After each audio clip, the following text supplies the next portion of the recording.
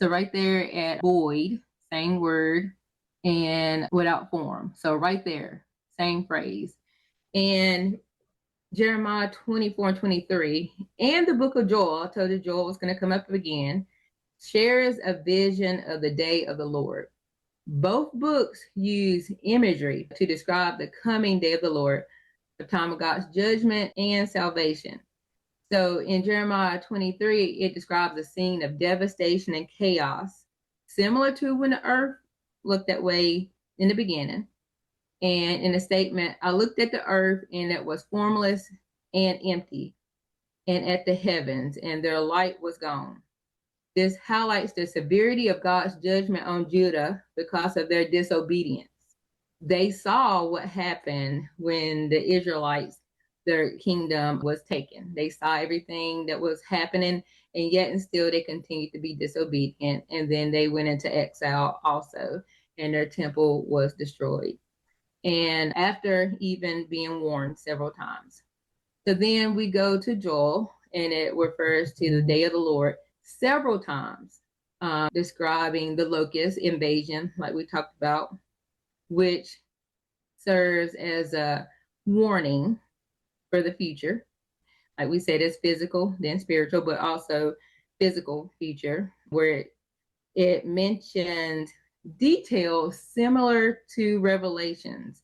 It talks about the sun darkening, the moon turning to blood, the stars falling from the sky, all of that, those details are also in Revelations. A powerful invading army, swarms of locusts spreading through the land, destroying everything, and the earthquakes happening. All of those things are part of the day of the Lord connecting with the tribulation. And like I said before, a lot of people connect all of that to the rapture, but we got to remember this is about God, not about us. So it's important to understand that there is going to be destruction, but there can be protection by God. But it's about God showing who He is, that He's in control, and His sovereignty. And we can see in Revelations 3 and 10 and in Luke 21 and 35 that the tribulation will come upon the whole world. It is going to be God's judgment. But the books of Joel and Jeremiah offer a message of hope and restoration for those who repent and turn back to God. So it's clear that, yes, when we talk about things like the day of the Lord, there is going to be in the tribulation, there is going to be destruction. However, still restoration is, there's a hope message in both. So bringing all of this back together, we're at here at the repentance and turning back to God, which leads us to you, Sam.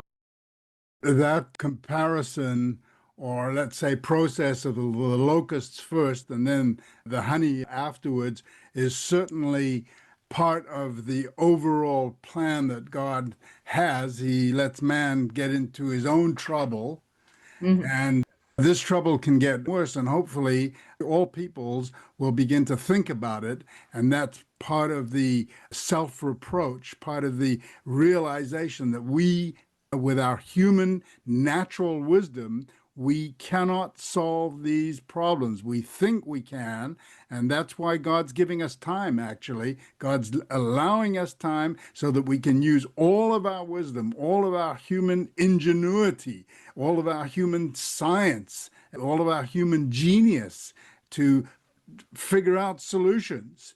And He's allowing us to use every single solution imaginable until we realize, hey, we don't have the solutions. But in the meantime, our solutions are causing us this destruction, and that's symbolized by the locusts eating our harvest, etc., etc.